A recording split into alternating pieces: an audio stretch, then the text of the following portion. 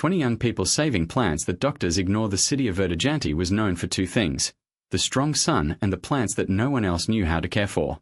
In backyards, on balconies, even in the corners of hospitals, they withered. People took their yellowed leaves to the doctors, but they only said, "This is stress, drink water and rest." But the plants didn't improve, until a group of 20 young people decided they were going to find out what they really needed. The beginning of everything, it all started with Duda, a 16-year-old girl who loved working in the dirt. One day, his grandmother gave him a pot with a plant that had once been beautiful, but now looked sad. "Grandma, this fern is dying," said Dudley, touching the dry leaves. "I know, daughter.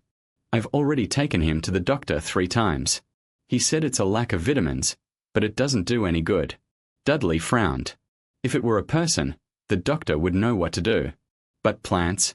Nobody seemed to understand. Then, she had an idea. What if we ask someone who really understands? The next day, Dudley gathered his friends in the park. There was Leo, who knew everything about worms, to Mary, who collected seeds, Ruffa, who filmed everything for his channel, and 17 other young people who, like her, did not accept seeing the plants wither. "Guys, we need to find out why the city's plants are so sick," said Dudley, showing his grandmother's fern. "Doctors don't help. So, we ourselves will be the plant doctors." "But how?" asked Leo, scratching his head. "We research, test, ask those who know," replied Duda. "And if we find a cure, we'll teach everyone." And so, the group 20 Young People Saving Plants was born. The first clue, the first step was to observe. They started writing down everything: where the plants died, what the soil was like, whether they got too much or too little sun. After a week, Murray made a discovery. "Guys, look," she said, showing a notebook full of notes. "All the plants that are dying are in places with a lot of concrete, or near factories, or in pots that are too small. And what does that have to do with it?" Ruffa asked. "The soil is suffocated," explained Leo. "The roots don't breathe. It's as if the plant is short of air." Dudley agreed. "And doctors only look at the sheets. They don't see what's underneath." They decided to do a test. They took 2 identical plants, one in a small pot, with compacted soil, and the other in a large pot, with loose soil and worms. Within 2 weeks, the difference was clear. The first was weak, the second strong and green. "It worked," celebrated Mary. The fight against the wrong medicine, but not everything was easy. The townspeople didn't believe them. When Duda and the group started saying that plants needed more space and less poison, many laughed. "You're just kids," said the owner of a gardening store. "I have been selling chemical fertilizers for 20 years. If it was bad, it wouldn't be on the shelves." "But the plants are still dying," replied Dudley, firmly. They needed to prove they were right. Then, Ruffa had an idea. "Let's make a video showing the difference. We take a sick plant, treat it our way, and film everything." They chose a rosebush that was almost dead, with black leaves and dead branches. For a month, they watered it with rainwater, placed it in a larger pot and mixed soil with banana peels to provide nutrients. In the end, the rosebush was full of buds. The video went viral. People from all over the city started sending messages. "My grandmother has a plant like this. What do I do? My garden is all yellow. Help!" The change begins with the success of the video. The group gained strength. They started giving workshops in the neighborhoods, teaching people how to care for plants without poison. They showed how to make fertilizer with food scraps, how to choose the right pot, and even how to talk to plants, because, according to Mary, they like attention. Even doctors started paying attention.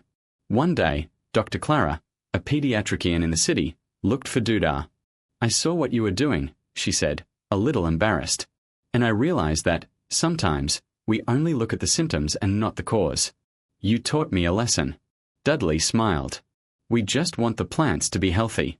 And people too." The legacy of the 20s a year later, Verdejanti was different. The plants on the balconies were green, the gardens were in bloom, and even the trees on the sidewalks seemed stronger. The group of 20 was no longer a secret. They had a space in the city hall, where anyone could take a sick plant to be diagnosed. "We are not people's doctors," said Duda in an interview. "But we learned that, sometimes, the simplest things are the ones that matter the most. Good land, the right amount of water, a little love. That's all." And so, The 20 young people proved that, even without a degree, they could heal what others ignored. Verdejanti's plants were never the same again. And, who knows, neither will people. And time passed. Verdejanti became an example. Other cities started asking, "How did you do that?" Dudar, now with his hands always dirty with dirt, replied with a smile, "There's no mystery. We just listened to the plants." The group grew. Younger people, older people, even children arrived. Everyone wanted to learn. The city hall gave them an old warehouse. Inside, buckets, seedlings, fertilizer, and a lot of excited people. "Look at this fern," said Leo, pointing to a yellowed leaf. "He's asking for water, but it's not much. Just 1 cup a day." "And this one?" asked a young girl, holding a vase with a wilted plant. "That's brave," Ruffa laughed. "She likes the sun, but not direct. Place it near the window, but not in the midday sun." The 20's fame spread. One day, a letter arrived from a school far away. "We want you to teach our students," it said. And there they went, by bus, with seedlings in their backpack. At school, the children were left open-mouthed. They had never seen anyone talk to plants as if they were friends. "They feel it, you know," explained Dudley, holding up a sheet. "If we scream, they get sad. If we talk, they grow up happy." A boy raised his hand. "What if the plant dies?" "Then we cry a little," said Leo, seriously.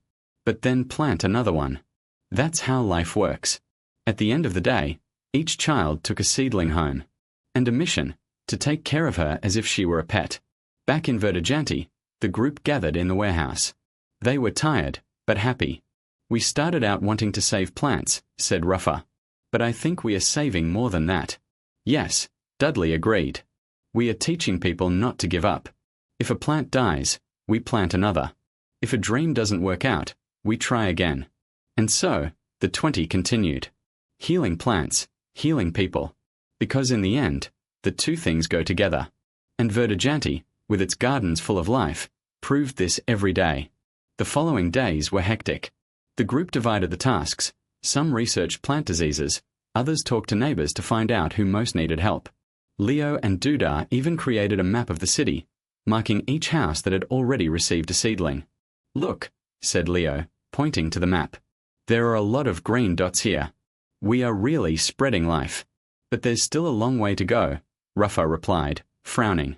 "There are people who don't even open the door for us." "Patience," said Dudley, smiling. "We don't give up, remember?" And they didn't give up. On Saturday, they went to Dona Marissa's house, a lady who lived alone and never let anyone in. They knocked on the door 3 times before she appeared, frowning. "What do you want?" "We brought you a seedling," said Ruffa, showing a pot with a small plant. "It's a succulent. She barely needs water." Dona Marissa looked at the plant, then at the children. He sighed. "It's okay. Come in." Inside the house, everything was dark and dusty, but in the corner of the room, there was an old vase with a withered plant. "This one is sick," said Dona Marissa, pointing. "I've tried everything." Leo approached and examined the leaves. "She has fungus. It needs sun and less water." "And affectionate," added Dudley, smiling. Dona Marissa laughed for the first time. "Affection, huh?" "Yes," said Ruffa. "Plants feel when we like them." In the end, Dona Marissa accepted not only the succulent, but also some care tips. And when the children left, she stood at the door, looking at the new plant as if it were a treasure. "I think we just saved 2 things today," said Leo, as they returned to the warehouse. "2?" asked Dudley. "The plant and Dona Marissa," replied Ruffa. She was so alone. The others agreed. And that day, they understood even better. It wasn't just about plants. It was about people. About showing that someone cares. In the shed, they sat in a circle, as usual. "And now?" asked a girl named Bia. "Now we continue," said Leo. "Because Verdejanti still has a lot to save." And so, the 20 moved on. With dirt-stained hands, full hearts, and the certainty that, together, they could make a difference. One plant, one person, one city at a time. The following days were full of work. The group divided into teams. Some went after more abandoned plants. Others spoke to neighbors, explaining the project. "Look," Mr. Joao, said Dudley, pointing to a broken vase in the gentleman's backyard. We can change the soil and save this fern. She just needs a little care. The old man scratched his head, suspicious. And you do this for free? Of course, replied Ruffa, smiling. We just want to see the city greener. Sujoa laughed. Okay then. But if this plant dies, I will charge you. Everyone laughed. And so, another plant got a new chance. Meanwhile, Leo and BIA went to City Hall. They wanted to ask for a larger space for the project. The shed was already getting small. Hi, lady, said Leo to the attendant. We came to talk to someone about an empty lot near the park. The woman looked at them, somewhat surprised. You're too young for this, aren't you? BIA crossed her arms. Age doesn't matter. What matters is what we do. The attendant sighed and picked up the phone. I'll call the secretary. But I don't guarantee anything. An hour later, they left with a promise. The secretary would visit the warehouse the following week. We did it. BIA celebrated, jumping. Not yet, recalled Leo. But we are on the way. Back at the warehouse, the group told the news. Everyone was excited. What if we held a fair? Suggested a girl named Carol. To show what we do. Who knows, maybe more people will be interested. Good idea, said Ruffa. We can even sell some seedlings. The money will help buy more things for the project. Dudley's eyes shone.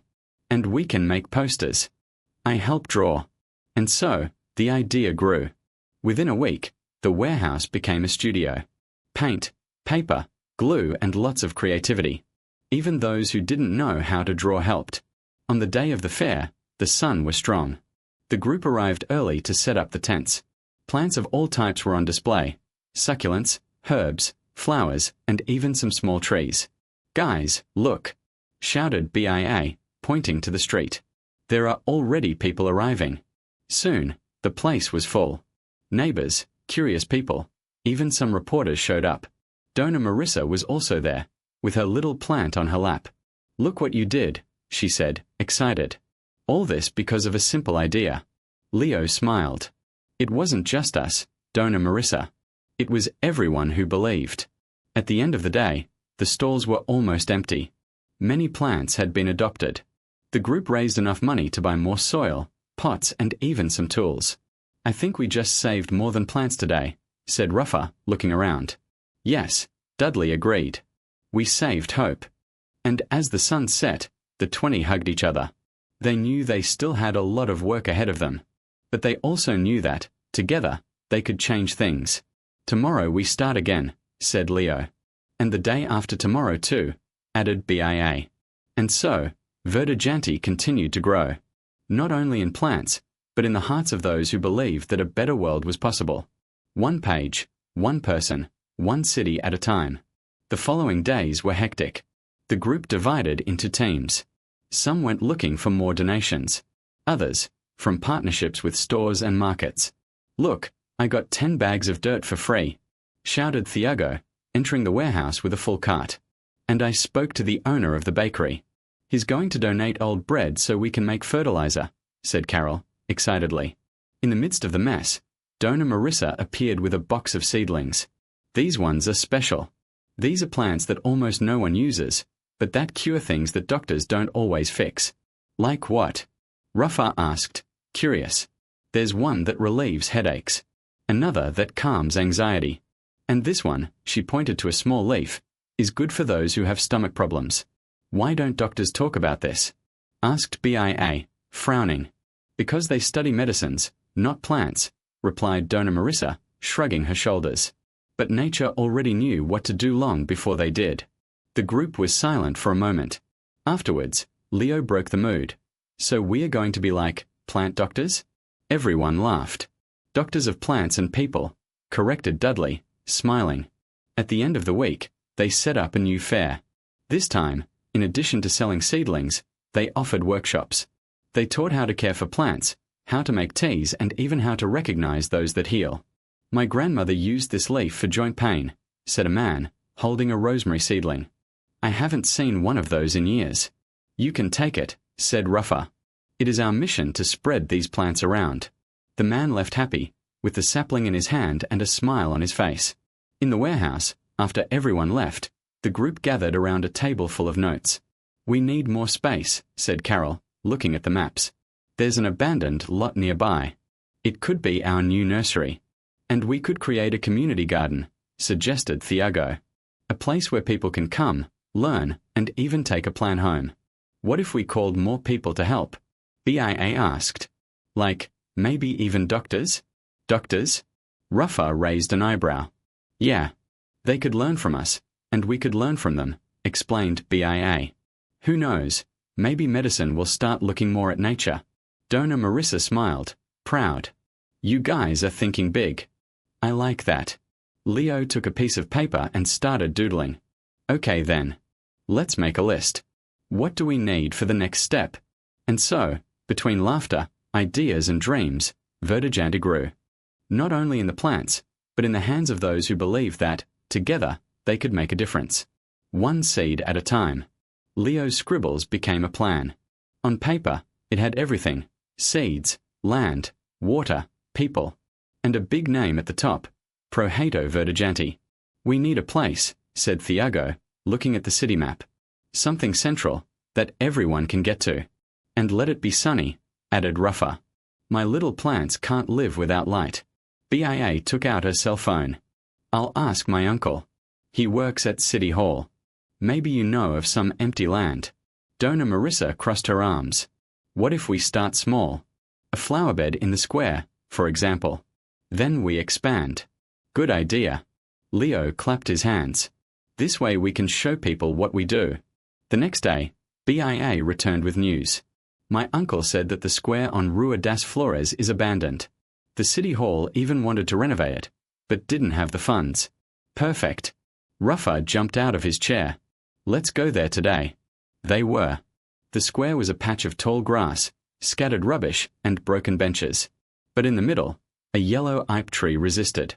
"Look at that," Thiago pointed out. "There is already life here." Dona Marissa took some gloves out of her bag. "Then let's lend a hand." In half an hour, the group had already cleaned a corner, dug the earth and planted rosemary and boldo seedlings. "These are easy to take care of," Rafa explained to a lady who stopped to look. "Boldo is good for stomach pain." The lady smiled. "My grandson lives with heartburn. Can I take a little twig?" "Of course." BIA cut a piece and handed it over. "Just water every day." The news spread. At the end of the afternoon, there were more people helping. Children, elderly people, even a guy passing by on a bicycle stopped to ask how he could help. "What if we do a joint effort on Saturday?" suggested Leo. "Clean everything, paint the benches, plant more." "I'll bring a snack," said Dona Marissa. "I bring music," said Rafa. BIA wrote everything down in a notebook. "And I invite my uncle. Who knows, maybe the City Hall won't help." Thiago looked around, proud. The bush was still there, but now it had color, smell, and people. "I think we are really making a difference." And on Saturday, the square was packed. Even a doctor showed up, with a lab coat and everything. "I heard about the project," he said, a little awkwardly. "Can I help?" Rafa handed over a shovel. "Of course. But if you are going to prescribe medicine, let it be mint tea." The doctor laughed. "Deal."